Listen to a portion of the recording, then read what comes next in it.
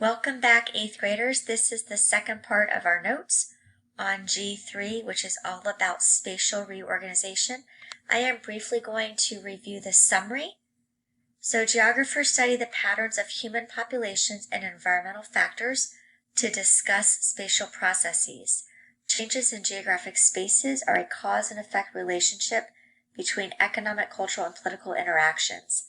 Migration as a result of push and pull forces and birth and mortality rates are specifically studied for the causes and consequences on the reorganization of geographic spaces, including impact on the economic, political, and cultural development of a society.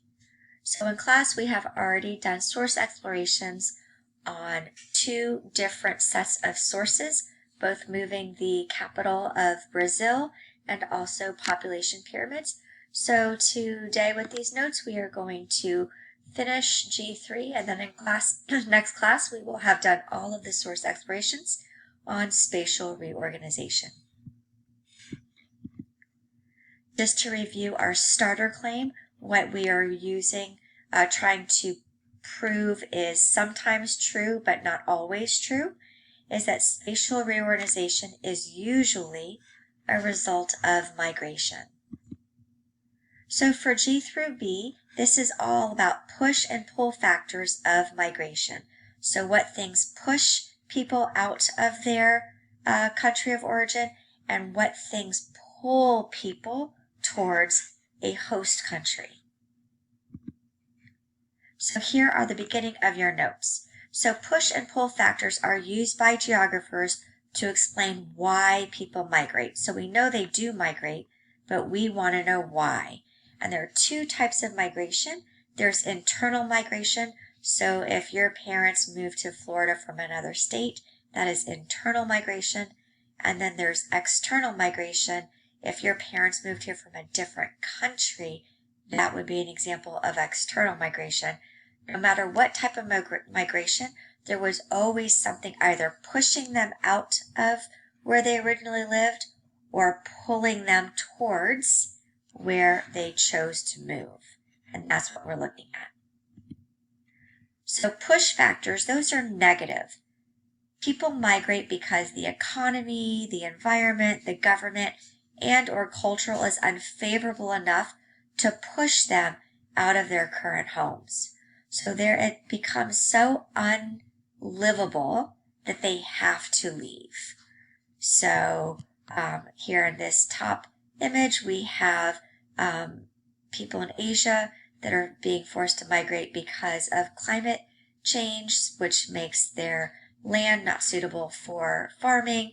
Here we have a hunger map. So when people are hungry, people are going to be pushed out of where they live to find better resources so that they could get food. So just some examples of push factors. The other type of factor is pull factors, and pull factors are positive. People migrate because they are drawn by better conditions in another region. So these are positive. What makes people of all the places in the world to choose to go to? What are those positive factors that make people choose a specific place to go? So those pull factors can be so that they can find a better job, or that they can get better education, or they have better access to either freedom or peace, less violence, or maybe it's opportunity to better health care, so more opportunities. There's a variety of reasons for people to migrate to a place. Refugees are migrants who leave involuntarily. They're not choosing to leave, they are forced to leave. So they're forced to leave due to threats to basic survival, such as war, natural disasters like an earthquake or hurricane, or by local governments who are forcing them to leave against their will. So here you see on this map, these are the top 10 countries where people were forced to leave. They were displaced and had to be external migrants. G3C is now looking at migration and spatial reorganization. How does migration reorganize the geographic space? So just looking at this image, you see here that here are the total emigrants. Emigrants are in the brown, and immigrants by country in the middle of 2020. And an immigrant is someone who leaves a country, and an immigrant is someone who goes into a country. So, migration alters patterns of rural urban settlement on local to global scales, and this impacts everything from trade to culture. So you saw in the Ravenstein source that most migration goes from rural to urban areas. You see in this pie chart that that is true. So the shift used to be the majority of people in the world lived in rural areas in 1950, but by 2004, that now has changed. The majority of people live in urban areas. That impacts businesses, that impacts jobs, that impacts taxes, that impacts a variety of political and economic and cultural issues. Emigration, which is leaving, can change the demographics and decrease the labor force of the home country. So one of your sources is going to be about the effects of emigration on the country of Bulgaria. So you can see in this graph, this chart, that the population of Bulgaria the density has dramatically declined. So they are seeing a large number of people, mostly young people, leaving Bulgaria. And this image to the right, this is a picture of Bulgaria. So what's happening is that you're now having villages with empty buildings, businesses that are shut down. So emigration can change the demographics and decrease the labor of the home country. Oops. The fastest shrinking American cities. So this does not just happen in other countries. This also happens in the United States. So we have cities that are losing populations. People are emigrating and moving into other cities or other states. And so this is not just an international issue. This is also a United States issue. Immigration, or entering a place, changes the demographics and expands the labor force of receiving country. It can also put a strain on available resources and services, for example, food, housing, and schools.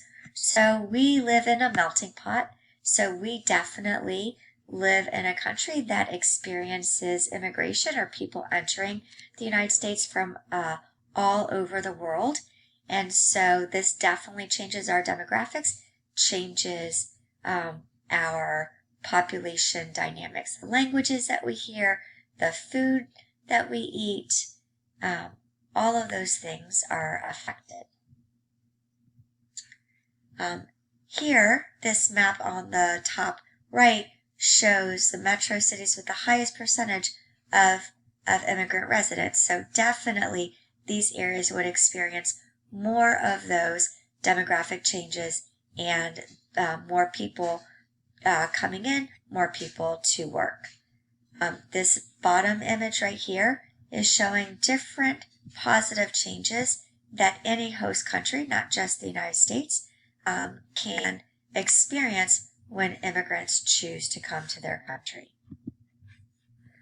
Migration can result in a change in culture, for instance, food, religion, architecture, music, and then also dramatic population changes affects governments, local to national, because of how infrastructure, so services and tax revenue changes. So living in Pinellas County, we have Tarpon Springs. That's definitely a change in culture. Here, this is Helen, Georgia. Helen, Georgia has a very German architecture presence. We also have several Chinatowns in our country, so that would be an example of a change in culture. And also the variety of food that we get to experience in the United States because people from different regions in the world have come here.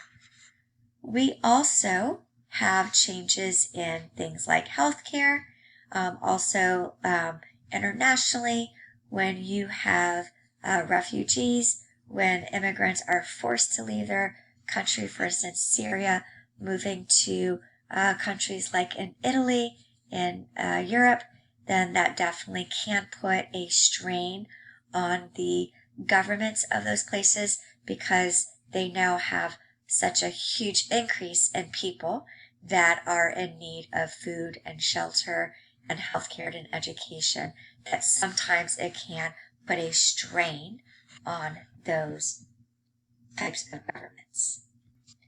That's it for your notes on G3. We'll be using these to answer some questions. So if you skipped anything, please rewind. If not, I'll see you in class.